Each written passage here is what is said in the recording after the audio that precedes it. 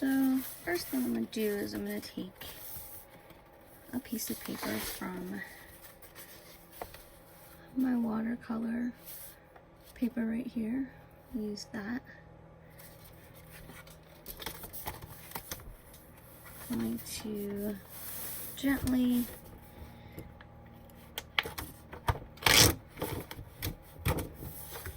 tear a sheet out, and I'm going to cut that off with some scissors, or you could use your X-Acto knife. I'm going to take the tape from our packet, the painter's tape, and I'm going to tape it to the masonite board. So, let's put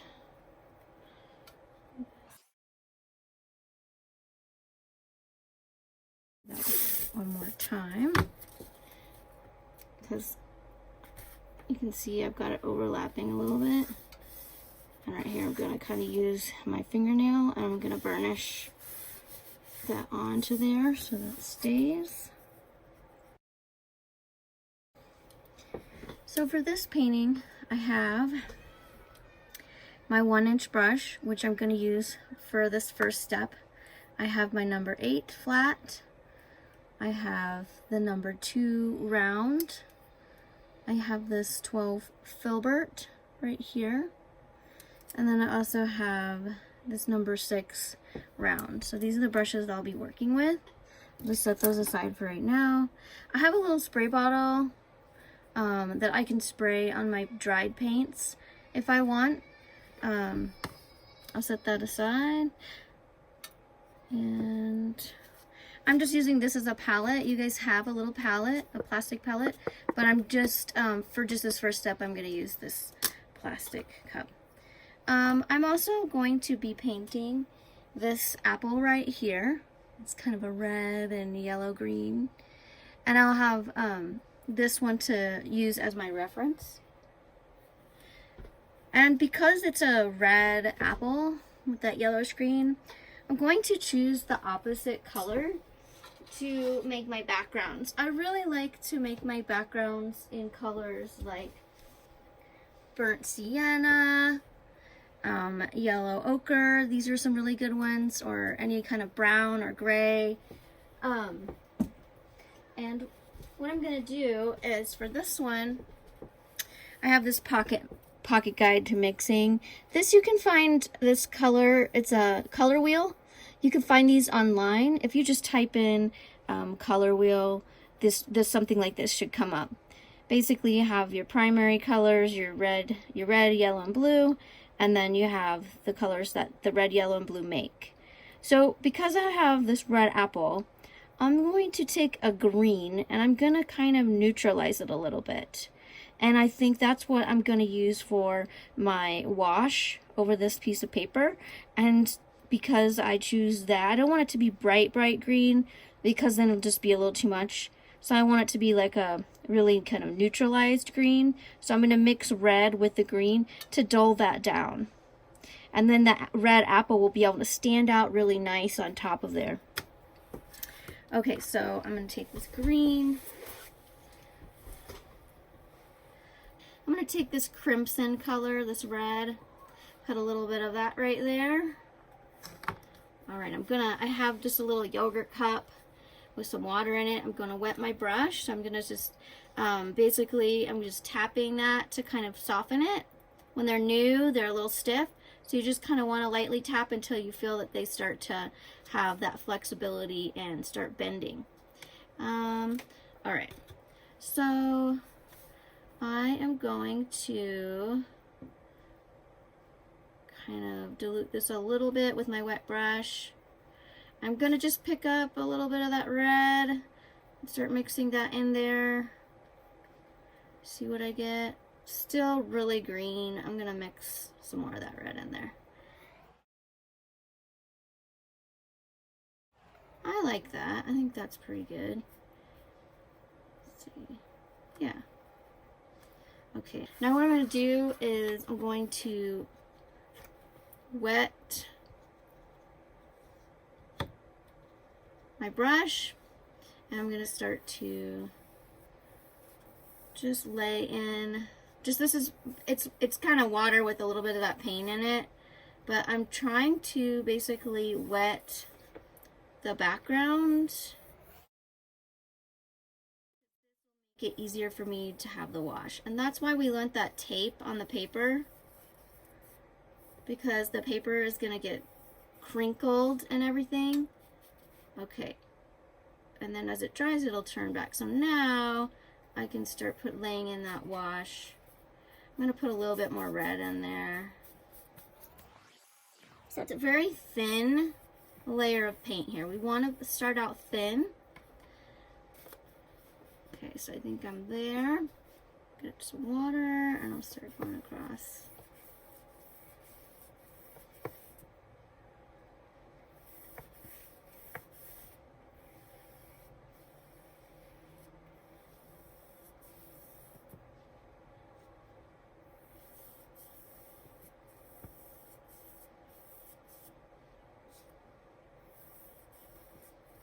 So with that tape there, I'll also have a nice border. But can you see how the paper is starting to kind of bubble up on me? That's what happens when it gets wet and it starts to absorb the water. It starts to bubble up. The tape will hold on to that. Alright, so I think that's good. And I'm going to let that dry. And then after it dries, I'll come back and I'll start my painting of my apple. So now I have a nice background and I can start laying in the apple. When I come back, I will start to draw out the apple with my HB pencil. Okay, so I think I want my apple to be about, let's see, maybe a little off center, kind of over here. I'm gonna draw my general shape. This apple is pretty darn round, so get that in. It's got a nice shadow. Now my background is pretty dark. If you do like a yellow or a light color, you'll be able to see your pencil marks a little bit better.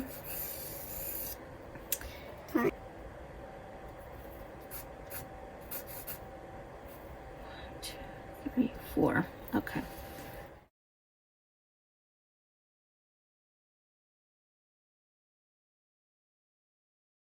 Okay, I have my water. I also have a palette, and I'm going to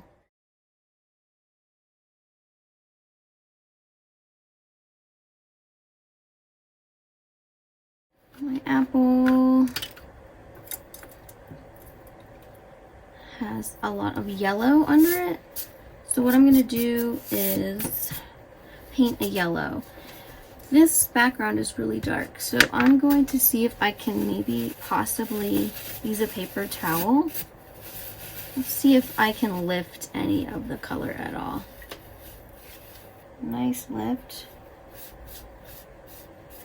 Beautiful.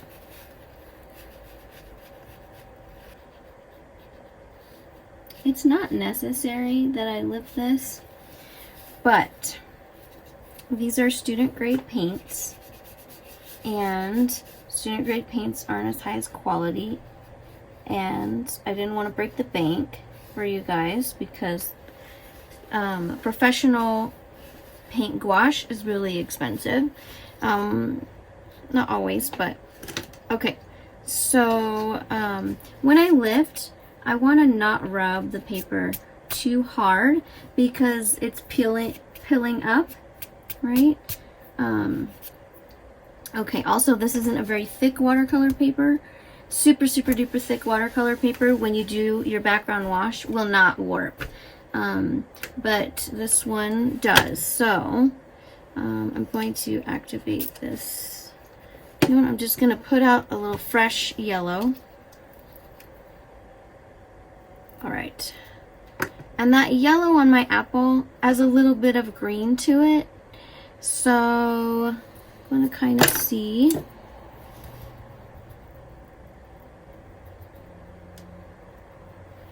What we can get here, but it's not as bright is this yellow. So when I kind of put it over my apple, I noticed that this yellow, it needs a little bit of the opposite. And opposite of yellow is violet. So I'm gonna take a little bit of this cerulean blue and activate it and add some red. Make a violet here. I'm going to take that violet and just put a touch of it here in the yellow. So it kind of darkens it a little bit. And it's perfect. It's a little muddy. So I'm going to add some more yellow to that. And I'll just start out like that. And I'm following the form.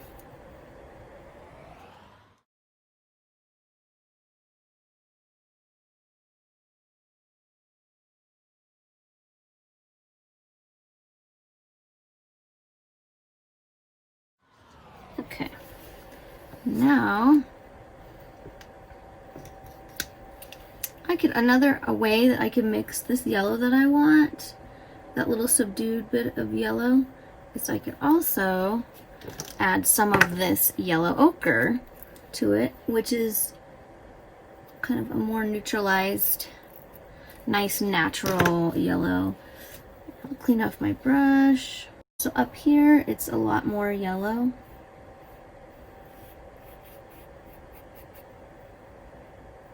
Like a little bit of green. So with the student grade, you don't have as much pigment and you have a lot more carrier. And the carrier, think of it as like kind of clear. You don't get the really good opacity that you would with a nice professional grade. And so you might have to have a little more layers here and there. So the red of the apple, I'm going to use some of the crimson, which I have right there, and also a little bit of this vermilion, which is a really bright kind of orange. So I think I'll stick that maybe in with this brown. So I don't have enough spaces for all of the colors that come in the packet.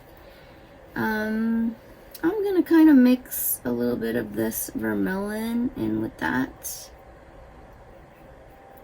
I get kind of a middle. I kind of lost where that center was. It's kind of about here.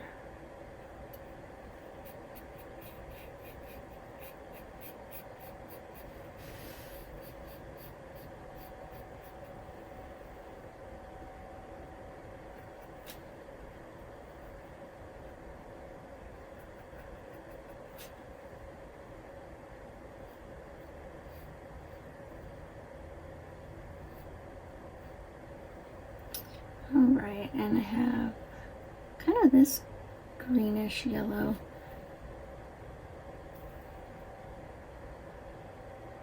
So take a little blue. Oftentimes, like,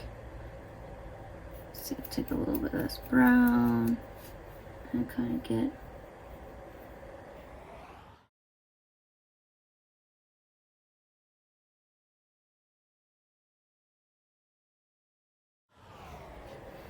you can see a little bit of that paint is being lifted.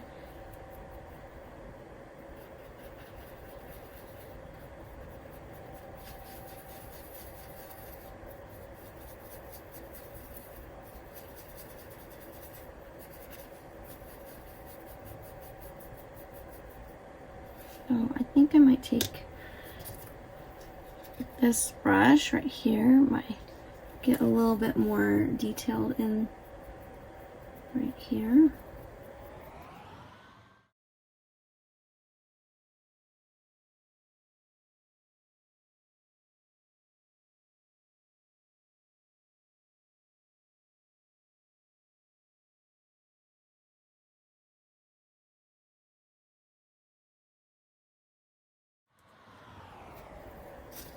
And I like to keep my paper towel handy because I can wipe my brush on it when I need to. Alright, I'm creating these layers and I need some white. There we go. Put some white right here.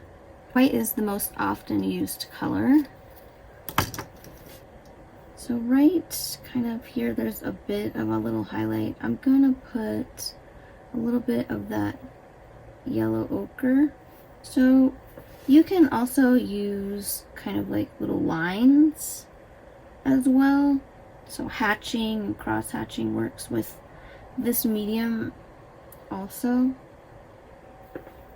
And then you can blend it in later if you want.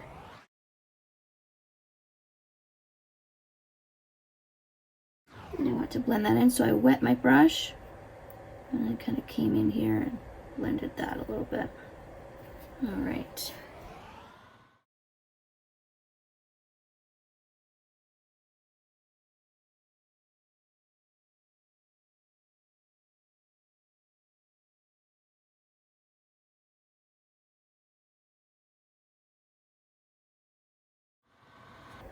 Right here is kind of like a nice yellowish too.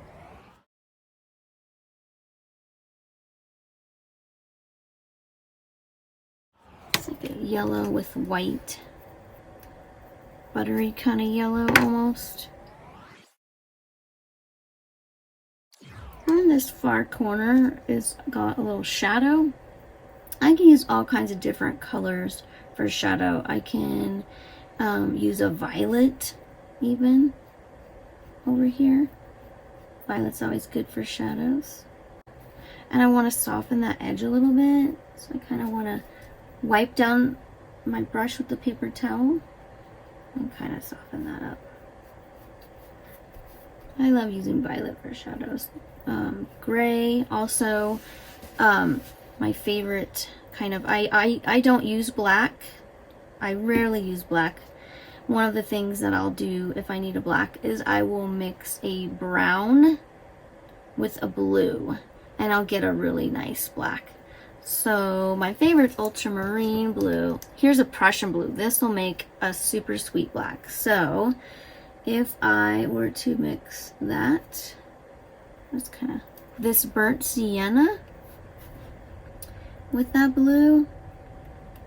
So it's kind of orangey, right?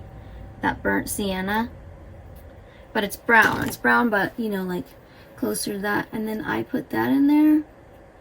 This is lovely for shadows, but I like that as a dark value, or the violet is my favorite way to go. So what I'm gonna do is about here I have some shadow.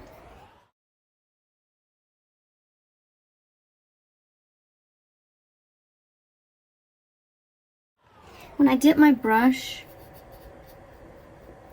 and I want to kind of blend, I will wet my brush and then I'll use the paper towel to get off the excess water, because if I come back in here with too much water, what will happen is I end up taking some of the paint off, and I don't want to do that.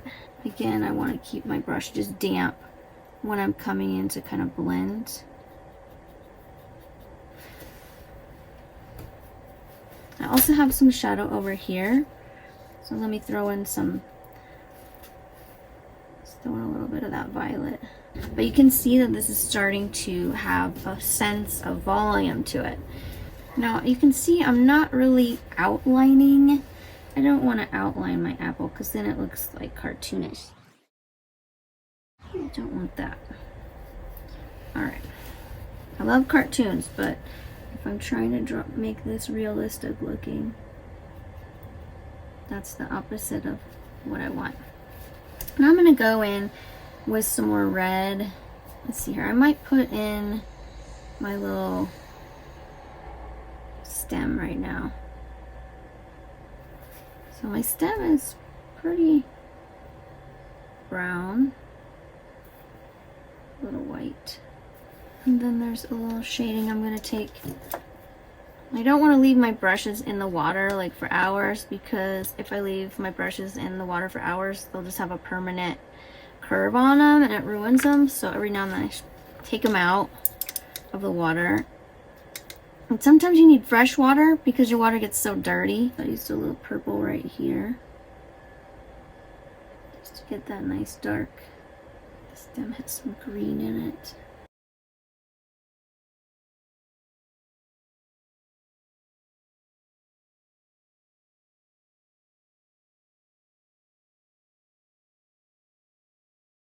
That shadow has some green in it.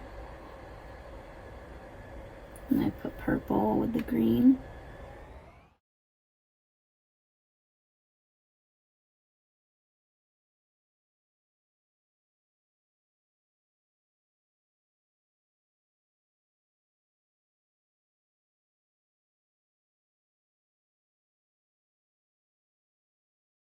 Actually, like a little highlight right in here.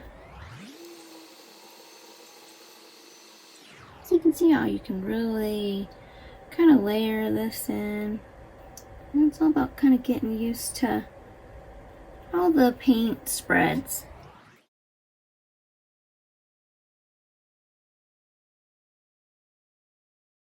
I'm going to start laying in a little more red.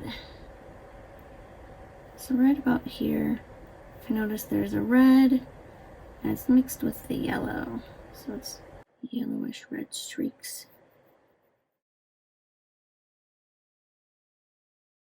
I'm starting kind of lighter with these yellow streaks, or these kind of reddish colored streaks, because I can always go darker on top of them. There's a nice dark red stripe right here.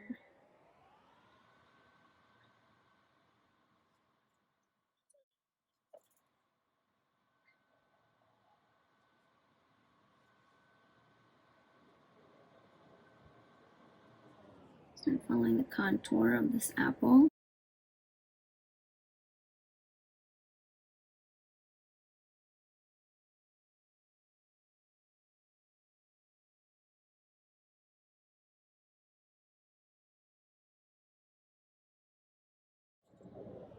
Filbert brush, and then just kind of that little soften it up.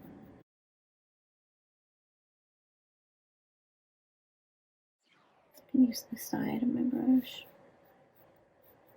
I'm kind of varying how I use my brush a little bit, so it's not mechanical, but it all is not just one kind of brush stroke. So I'm varying the brushes that I use, as well as the way I use them on the side or flat. Let's see.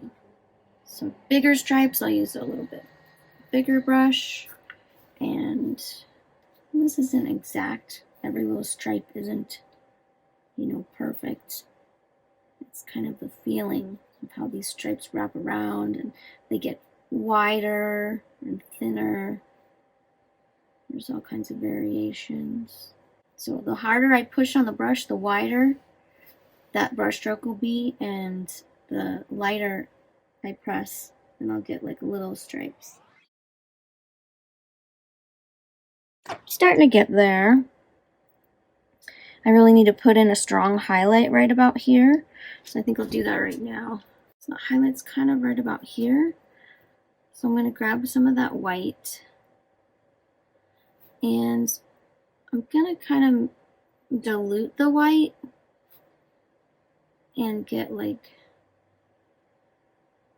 kind of soften the edges. I'm going to dry that and then tap with my dry brush kind of around and soften those edges. So you can see that it's getting a lighter right here, but then after that dries a bit, thicker, more white, and then I'm gonna kind of highlight. And the apple has that little bit of dimpled texture, so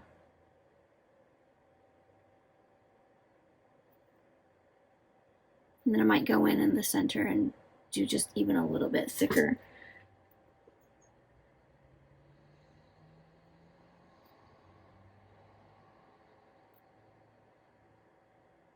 So with that, you kind of have to layer as well. So it's more opaque here, and then it fades out just a bit. So you can see I can continue to work into here.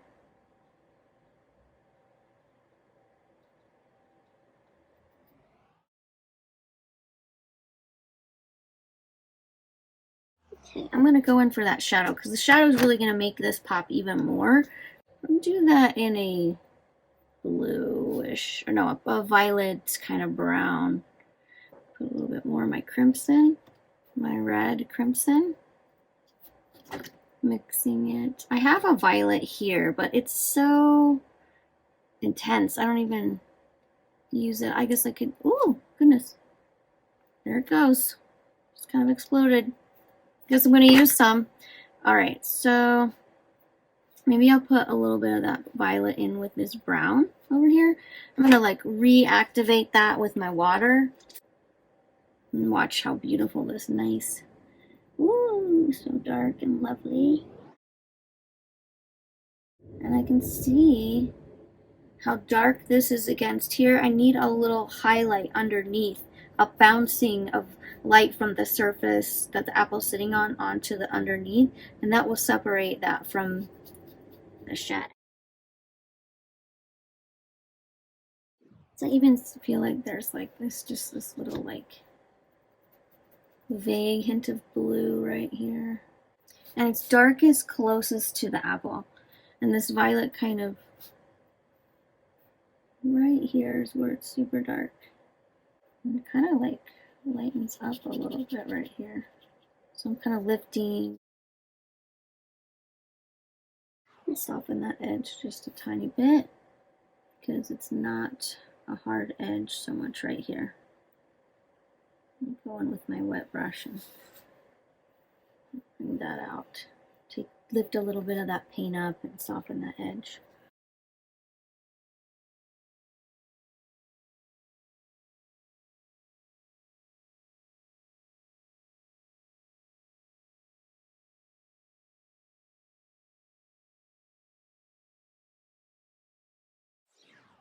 And now it kind of separates that a little bit.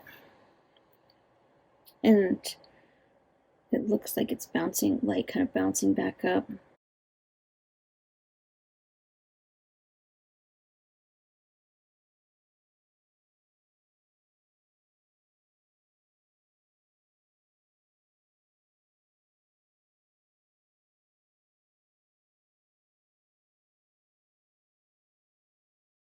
The shadows are alive, you know, they change, the way light changes.